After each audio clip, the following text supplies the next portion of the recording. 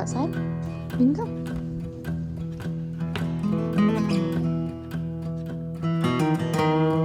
Now I've got to know how many of you actually put milk in your tea. I remember the first time somebody mentioned putting milk in tea, I was just offended.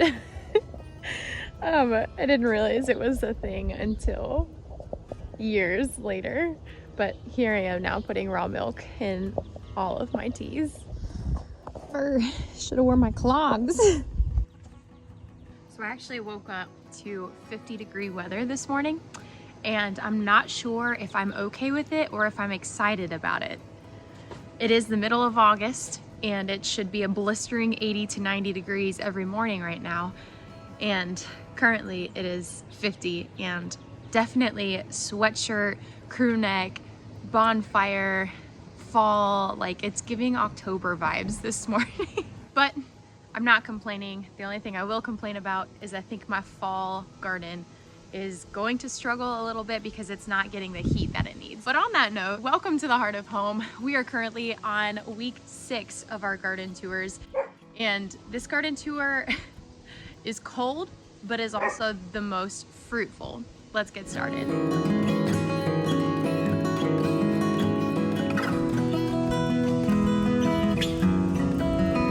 So cute. Yes, yes, yes. Did not forget about you.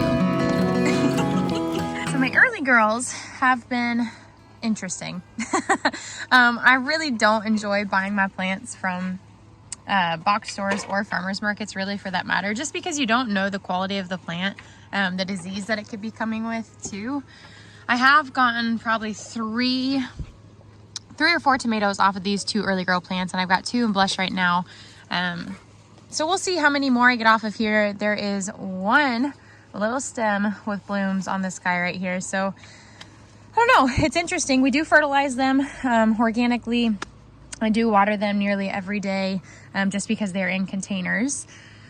But they still look a little puny. And that's just the reality of not starting your own plants, is you don't know what's gonna happen with them. On the other hand, look at our tomato saga plants. It is definitely time for me to go inside, pull out all the tomato seeds that I started, and figure out what the heck tomato plant this is. If you're new here, I share this every time, but when I started seeds indoors this year, I didn't have a greenhouse, I didn't have my heat mats, my lights, or anything. And I literally started them 30 minutes before we left for a 2-week vacation. So what ended up happening is I was a nincompoop and labeled my tomato seeds with, it was like a Sharpie, not a pen, but it was like a felt Sharpie, whatever you want to call it. And the gal that was watering them was not much of a gardener, and that's fine, but this is totally on me. The labels all washed off. And so I had roughly 70 seeds, if that were 100% germination, which it probably wasn't, but that germinated with no labels. And I just pulled a random pot of tomato plants out and planted them in the garden bed and said they're kind of a mystery. And I really hope that they weren't my cherries or my Jersey devils. And it turns out that they're not. Because look at the fruit coming off on these tomato saga plants. Again, no, that is not the variety name. That is just what we've been calling them here on these garden tours because we just don't know what they are yet. Kind of a mystery, but this plant is looking lush and full. I have been pruning it, as you can see. I've been pulling out all the suckers in those armpits as I can catch them. And then the reason I do that is because I want bigger fruit more than I want a higher yield of fruit. My ground cherries have officially taken over this bed. I had no idea that these would get as big as they are. The ground cherries that I've grown before were definitely smaller. I'm not sure what, actually, yeah, this variety was a husk variety. They're super, super delicious. You're supposed to wait till they fall to the ground, hence the name ground cherry, but you can also pick them whenever the wrappers look yellow like this. Gotta do this with one hand. Cheers. What's that? So gentle. Thank you, buddy.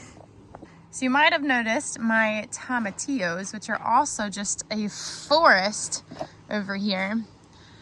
I've noticed that the plant here on the left has bigger fruit, and the plant here on the right actually has some smaller fruit. Though I'm assuming they're the same variety. I don't know. They didn't have them labeled at the farmer's market. But my tomatillos and my tomatoes have actually just kind of...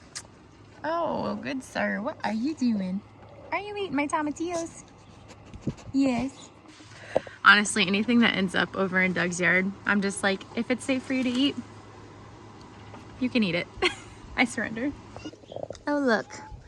Fruit that I harvested yesterday and forgot to take inside. Surprise, surprise. It's also about time to do another harvest on my banana pepper experiment plants here. I've got plants on the left that were topped and plants on the right that were not topped. I actually just put out a video. If you're seeing this garden tour, go back a couple of videos, find the banana pepper experiment video and go check it out if you're curious of what this is. Right on over here we have eggplants and they are just looking majestic and full and beautiful. Did you guys know that eggplants have little spikes all over the blooms? Those look pretty harsh, don't they? Well, they certainly feel harsh too, and I learned that the hard way. Check out this butte. I'd say she's just about ready to harvest. There's a little bit of green still on the underside. Let's see if it's still there. There's a little green down there. This is my first time successfully growing Black Beauty eggplant. One is better than nothing. But I've got 1, 2, and 3 right back here other eggplants that are growing next to this big one that has just trumpeted over them. And I haven't shown you guys these pepper plants yet, actually behind the banana peppers. These are the California bell peppers. If I can actually get in here. There we go. This guy right here. You can see it right there. We've got a little bell peppers starting, so that's pretty exciting. Oh, look at that. There's actually another one back there. That's wonderful. I wasn't sure if those ones were gonna grow very well either because the banana peppers took off before them. And I wasn't sure if they'd get enough heat and enough light, but apparently they are. I'm happy to share with you guys that I finally got this bed done. It is done, it is planted. There are some few seed starts in here that haven't popped up because, again, it's been in the 50s for the last few days. I actually got these plants at Menards, our local box store, for $1.50. So I got 12 tomato plants for $1.50 because they were late, they were puny, they weren't bought in the springtime, and box stores most frequently sell plants in the spring and don't cater to fall gardens. But if those plants have any sort of life and don't look terribly diseased, I do try to buy them and get them in the ground because in my eyes, if I can get $1.50's worth of tomatoes out of these plants, then it was all worth it. You'll also notice that I had to pull some tomato plants actually because they looked a lot like this guy, which I'm just gonna pull out of here. You can see how deep, oh, this is a great example. I wanna show you guys something. So this plant, they were selling for spring, right? For a spring garden. And so these tomato plants got really leggy, meaning that they were stretching and stretching and stretching, and they don't fertilize their plants when they come in, they just water them. And so it was running out of nutrients as well. So it looked really puny, and now it looks diseased, which it is. But if you notice, when I planted these tomato plants a couple weeks ago, I planted them deeper than what the original root system was. Here's the original root system, right? And on a tomato plant, if you look closely at the plants, you'll notice there are a bunch of little fuzzy hairs. Do you see that? In tomato plants, you can plant deep into the soil because where these hairs touch moisture and soil where there's root systems can thrive and grow, they will put off new, essentially, root systems. So the deeper you plant a tomato plant, the stronger it's going to be. Look at what I just found on this basil plant. Oh, a caterpillar. I am not entirely sure what kind of caterpillar that is. I don't really want to kill it. I've got plenty of basil to share, so I think I'm gonna leave it. And these were the original tomatoes that I actually wanted to plant in that bed. However, they got way too tall. And so transplanting them into another bed when they're this tall is just a stupid idea. This guy, I'm not even trying to grow up the trellis. This is just, he's gonna do his thing, whether he joins the melon on the ground or if he just stays there, I don't know. Yeah, baby. So I have never grown these. These are from Baker Creek, and I don't know when to harvest them. They are looking like they should in the picture. I go to squeeze them, because a ripe tomato is going to be a little squishy. and they're just not squishy yet. But guys, this is the tomato I've shown you since like what, week 2 or week 3 of our garden tours. And these are much bigger than a cherry tomato. I mean, look at them in the size of my hand. So I'm not sure. I might have to check the back of the seed packet and see what I should be looking for. I don't want to pick them too soon. Aren't they beautiful though? Look at those colors. Fruit with these dark purple colors, or like eggplants or black crim tomatoes and such, they have a high level of anthocyanin. And then right next to our black strawberry cherry tomatoes are our Jersey Devil tomatoes. And these Jersey Devil tomatoes, while not considered technically a Roma tomato, are very meaty apparently. They're very hearty, meaty, just like a Roma tomato. So I'm going to be treating these like Romas and doing some more pastes out of them. I thought it was funny. I mean, this name is very accurate. These leaves are even spikier than a traditional tomato leaf. And then the plants themselves look pointy. You know, Jersey Devil actually fits the name here. And look at this.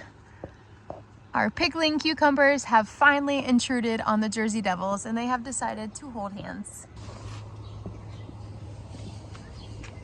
It's the little things, like plant lady mugs, that make me happy. I have been out here every single day harvesting cucumbers, and I'm getting to the point where I'm like, what do I do with them now?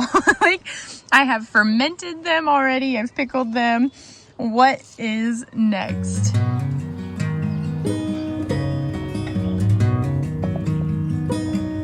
And what I'm really excited to show you guys is my first mini Persian cantaloupe. Ta-da! This thing is looking so great. I mean, look how big it is compared to my hand. They're handsome.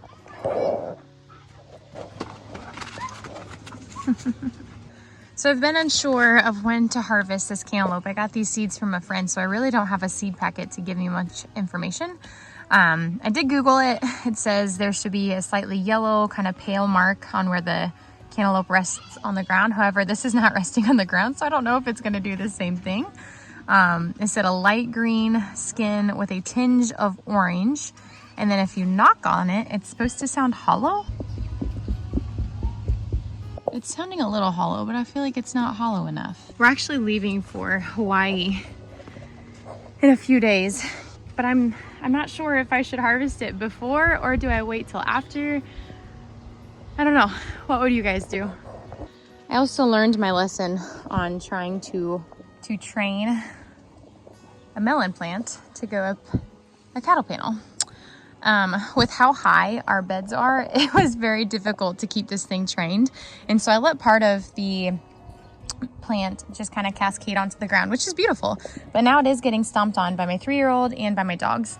So I tried to reroute one of these legs up into the cattle panel, and I think I might have just busted it somewhere because there's a good old strip of leaves that look pretty wilted, like they're not receiving much energy from the mother plant. Don't mess with the cantaloupes, let them be. My red burgundy okra from M.I. Gardner is doing fabulous. Look at the red veining in all these leaves. They're so pretty. I haven't been able to catch a bloom on video during a garden tour, but I will actually insert a photo or video here so you guys can see how beautiful this flower is and how much of a hibiscus you can see in it. I've probably harvested 5 or 6 different okra fruits off of these plants. The ones in the back here that are struggling. Yeah, baby. I hit it with my shovel. You hit it with your shovel? Yeah. And I'd be ready. So good. So the okra, there's not a lot of room here. Okra plants, they grow very quickly. They do require heat, however. So when I planted these, it wasn't entirely warm. The cucumbers and the melons actually took off before my okra did, which to me was just very surprising. But now I know, at least this variety. I had a hard time getting the Hill Country Red. Okra started and germinated, so that took a little while. So I'm also wondering, compared to my previous seeds, which I've done Star of David specifically, took off really quickly. But I'm starting to wonder if the red burgundy is also a little slower to germinate. However, the plants here in the back that struggle to receive a lot of sunlight have not put off any fruit yet. So I think 1, 2, 3 plants of the 5 I haven't gotten any fruit from, and they're the ones that are further back in the garden bed. There will be fruit though. I mean, all of these will turn into beautiful hibiscus looking flowers and produce a long shoot of okra. I'm not sure about our carrots, guys. I planted them in here assuming that there would be enough shade and enough cool weather that they would be all right. And I think that they almost got suffocated. I've also been dealing with some aphids. So I'm not keen on spraying or doing neem oil, because neem oil, yes, it is more of an organic way to treat pests in your garden, but it does also affect pollinators. And this time, between late summer and approaching fall, is actually supposed to be one of the harder times for bees to find flowers, because everything is already bloomed. So unless you're planting like fall gardens, or if there's like a soybean crop with little purple flowers and stuff, it's hard for them to find anything. So the last thing I want to do is spray neem oil, which could also affect bees from coming into my garden and pollinating the plants that I do have that are going to bloom right now. So what I've been doing is knocking these plants off and then just squishing them, which is I don't like squishing bugs, it freaks me out, but these things are small enough that I just don't think about it. So, and I've noticed that the aphids are actually only affecting my nasturtiums. So I don't know if I just let them be. How gross. And in very exciting news, my beets are doing their thing. I did not think I was gonna get a beet harvest, y'all. I had to sow my kohlrabi twice, and I still only got one kohlrabi plant that made it through the madness of cabbage worms and flies and all sorts of things in this garden bed. However, there is also probably not going to be a harvest off of it. But my beets are actually beaten. They are doing their thing, y'all. Also, check this out. I planted some radish seeds in here. Look at that. Look at that radish. We'll also probably be picking that for tonight's dinner. This Swiss chard is just looking majestic as usual. It's shooting up. We've been actually eating that in our salads and on burgers the last few days. Look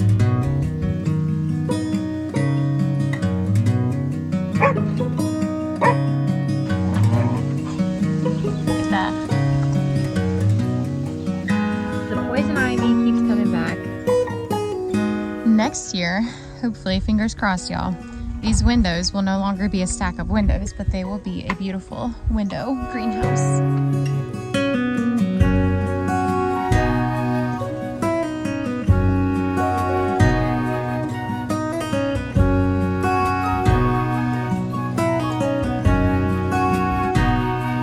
Well, guys, that is it. That wraps up our week 6 garden tour. It's been definitely cooler here in the 50s. We are gardening in eastern Iowa in zones 5A/5B. We're right on the border there.